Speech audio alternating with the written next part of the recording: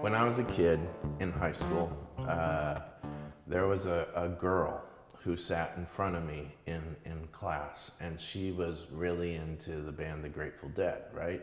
And she had all of this cool artwork that she used to draw, and I wasn't really that, I knew some of their songs, but I wasn't really familiar with them. But I got really into the artwork. I got really into like like she would show me things and I was like, wow, that's really cool.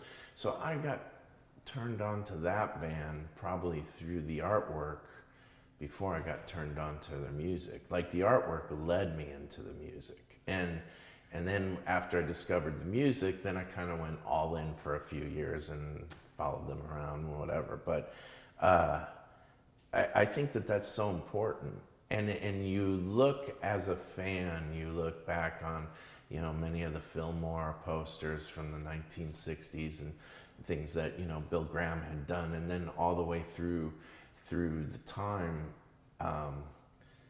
it really gives you a sense of where the music scene was at. It's a time capsule. It captures things. And though every poster's unique and every poster's different, and some are cooler than others, they all sort of tell a story. And then when you take those posters and those things and you put them in context with other posters from that same time period, it really says a lot. I have a lot of rock posters at my house, so I'm kind of into it.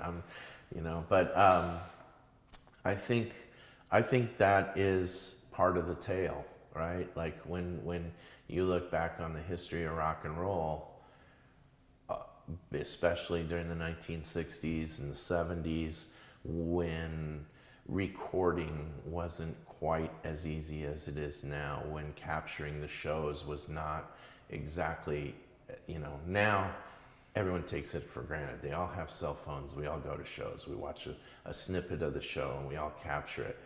That didn't exist, but the posters still exist. The laminates still exist. The artwork still exists. So in a lot of ways, that artwork is representing those shows, and that's what you have to kind of. I don't know. I think the artwork kind of reflects the performances themselves, because people look at those, especially the people that were there. If you were there, you look at that artwork and it brings back this flood of memories. And if you weren't there, you look at that artwork and you go, wow, I wonder what that show was like, And so I think it plays a big role.